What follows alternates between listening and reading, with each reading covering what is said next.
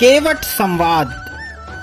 जासु वियोग सकल पशु ऐसे, प्रजा मातु पितु जी हैं कैसे। बरबस राम सुमंत्र पठाए, सुरसर तीर आप तब आए। जिनके वियोग में पशु इस प्रकार व्याकुल हैं, उनके वियोग में प्रजा माता और पिता कैसे जीते रहेंगे। श्री रामचंद्र जी ने जबरदस्ती सुमंत को लौटाया, तब आप गंगा जी के तीर आ गए हैं। श्री रामचंद्र जी अब गंगा जी के किनारे आ गए हैं। केवट से क्या कह रहे हैं कि मांगी नाव न केवट आना, कहे तुम्हार मरम मई जाना। चरण कमल रज कहु सब कहीं, मानुष करनी मूरी कछुआई। श्री राम ने केवट से नाव मांगी, पर वह लाता नहीं है। वह कहने लगा कि मैंने तुम्हारा मर्म भेद जान लिया है। तुम्हारे चरण कमलों की धूल के लिए सब लोग कहते हैं कि वह मनुष्य बना देने वाली कोई जड़ी है। ठीक है। कि छुअत शिला भय नारी सुहाई, पाहन ते न काठ कठिनाई। अवतर न्यू मुनि घरनी हो जाई, बाट परई मोरी नाव उड़ाई। जिसके छूते ही पत्थर की शिला सुंदर स्त्री हो गई। काठ पत्थर से कठोर तो होता नहीं है लकड़ी जो है, मेरी नाव भी मुनि की स्त्री हो जाएगी। जैसे जिस प्रकार पत्थर को पैरों से छूने के बाद स्त्री हो गई, इसी प्रकार मेरी नाव उड़ जाएगी, मैं लुट जाऊंगा। कौन कह रहा है? केवट कह रहा है। यही प्रतिपालऊ सब परिवारू, नहीं जानऊ कछि और कबारू। और जो प्रभु पार अवसिगा चाहूं, मोहि पद पदुम पखारन कहूं। मैं तो इसी नाव से सारे परिवार का पालन पोषण करता हूँ, दूसरा कोई धंधा नहीं जानता। हे प्रभु, यदि तुम अवश्य ही पार जाना चाहते हो तो मुझे पहले अपने चरण कमल पखारने के लिए कह दो।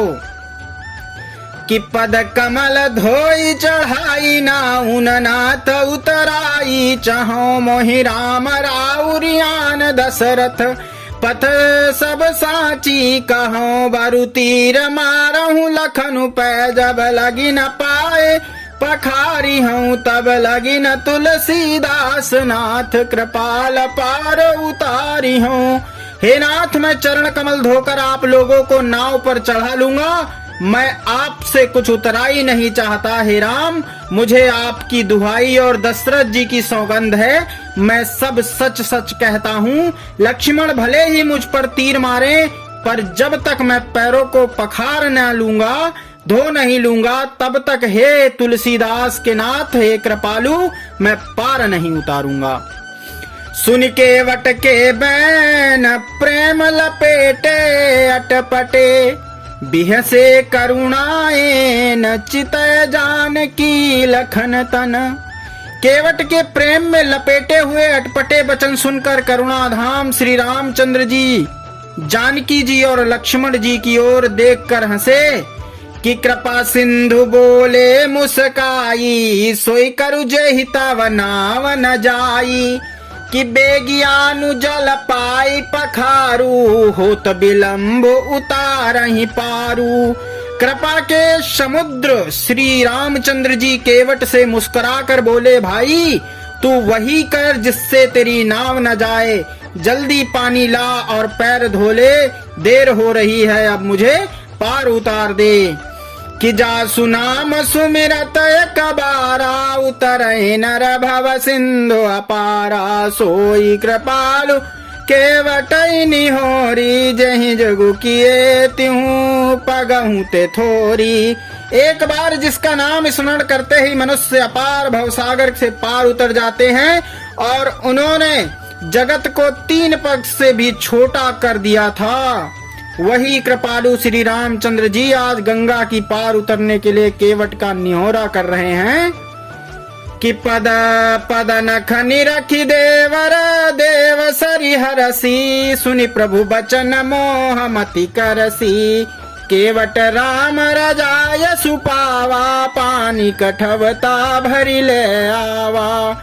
कि प्रभु के इन वचनों को सुनकर गंगा जी की बुद्धि मोह से खिंच गई, परंतु उनके जो पद नख हैं उनको देखते ही देव नदी गंगा जी हर्षित हो गईं और वो समझ गई कि भगवान नरलीला कर रहे हैं, इससे उनका मोह ना नष्ट हो गया और इन चरणों को स्पर्श प्राप्त कर मैं धन्य हो जाऊंगा। यह विचार करते हुए वो हर्षित उठी। केवट श्री रामचंद्र जी की आज्ञा पाकर कठौते में जल भरकर ले आया। अति आनंद उमगे अनुरागा, चरण सरोज पखारन लागा। बरस सुमन सुर शकल सिहाई, यही सम पुण्य पुंज को नाही। अत्यंत आनंद और प्रेम में उमंग कर वह भगवान के चरण कमल धोने लगा। सब देवता फूल बरसाकर सिहाने लगे कि इसके समान कोई पुण्य राशि और नहीं है। कि पद पखारी जलुपानु करी, आप सहित परिवार। और पितर पारु करी प्रभु ही पुनि, मुदित गए पार।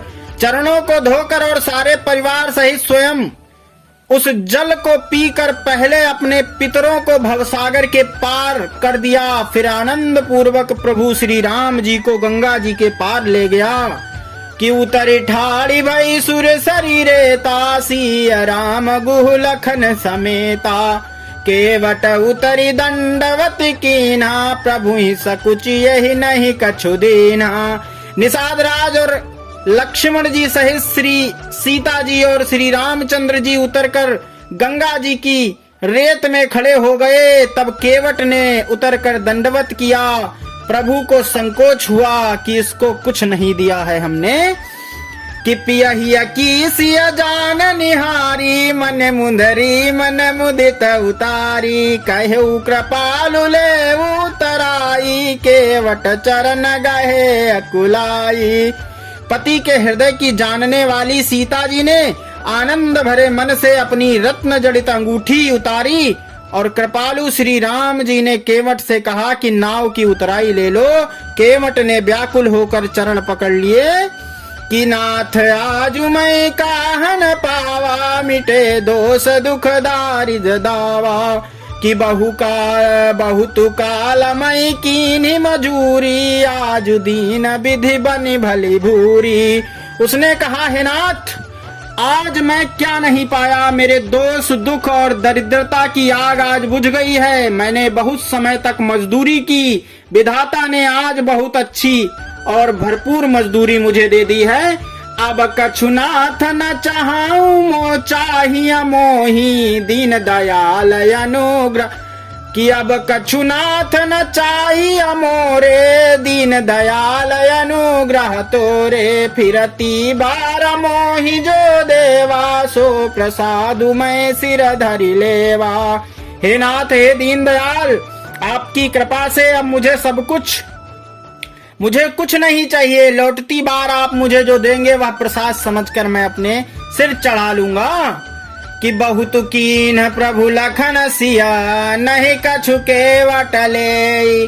विदा कीन करुणायतन, भगति विमल बरुदे। प्रभु श्री राम जी, लक्ष्मण और सीता जी ने बहुत आग्रह किया पर केवट ने कुछ नहीं लिया। तब करुणा के धाम श्री रामचंद्र जी ने निर्मल भक्ति का वरदान देकर उसे विदा कर दिया। कि तब मैं जनु कर रघुकुल नाथा, पूजी पार्थिव नाय माथा। किसी असुर सरही कहे कर जोरी, मातु मनोरथ पुरवऊ मोरी। फिर रघुकुल ने, जो श्री रामचंद्र जी हैं, उन्होंने स्नान करके पार्थिव पूजा की और शिव जी को सिर नवाया। सीता जी ने हाथ जोड़कर गंगा जी से कहा, हे माता, मेरा मनोरथ पूरा कीजिए। कि पति देवर संग कुशल बहोरी, आई करऊं जही पूजा तोरी। और सुनि सिया विनय प्रेम रस सानी, भय तब विमल बारी बरबानी। जिससे मैं अपने पति और देवर के साथ कुशलता पूर्वक लौटकर तुम्हारी पूजा करूं। और सीता जी के प्रेम रस में सनी हुई विनती सुनकर तब गंगा जी के निर्मल जल में से श्रेष्ठ वाणी हुई कि सुनु रघुवीर प्रिया बई देही, तब प्रभाव जग विदित न केई। लोकप होई बिलोकप तोरे, तोही से वही सब सिद्धि कर जोरे। हे रघुवीर की प्रियतमा जानकी सुनो, तुम्हारा प्रभाव जगत में किसे नहीं मालूम है। तुम्हें देखते ही लोग लोकपाल हो जाते हैं। सब सिद्धियां हाथ जोड़े तुम्हारी सेवा करती हैं। कि तुम जो हमारी बड़ी बिनय सुनाई, प्रभु कीनी मोहि दीन बढ़ाई। तदपि देव माई देवी असीसा, सफल हो नहीं निज बागीसा। तुमने जो मुझको बड़ी विनती सुनाई है, यह तो मुझ पर कृपा की है और मुझे बढ़ाई दी है, तो मैं अपनी वाणी सफल होने के लिए मैं तुम्हें आशीर्वाद दूंगी कि प्राणनाथ देवर सहित कुशल कौशलाज आए। और पूजहि सब मन कामना, सुजसुरहि जग छाए। तुम अपने प्राणनाथ देवर सहित कुशलता पूर्वक अयोध्या लौटोगी, तुम्हारी सारी मनोकामना पूरी होंगी और तुम्हारा सुंदर यश जगत भर में छा जाएगा। गंग बचन सुनि मंगल मूला, मुदित सी असुर सरि अनुकूला। तब प्रभु गुहई कहु घर जाऊ, सुनत सुख मुख भाउर दाऊ। मंगल के मूल गंगा जी के वचन सुनकर और देव नदी को अनुकूल देखकर सीता जी आनंदित हुई। और तब प्रभु श्री राम ने निषाद राज गुह से कहा कि भैया अब तुम घर जाओ। यह सुनते ही उनका मुंह सूख गया और हृदय में दाह उत्पन्न हो गया। दीन बचन गुहु कह कर जोरी, बिनय सुनाओ रघुकुल मनि मोरी। कि नाथ साथ रही पंथ देखाई, करी दिन चारि चरण सेवकाई।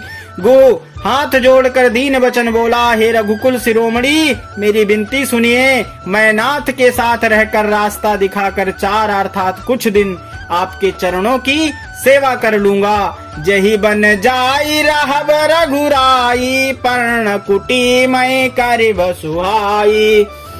तब मोहि कह जसि देव रजाई, सोई करी हूँ रघुवीर दोहाई।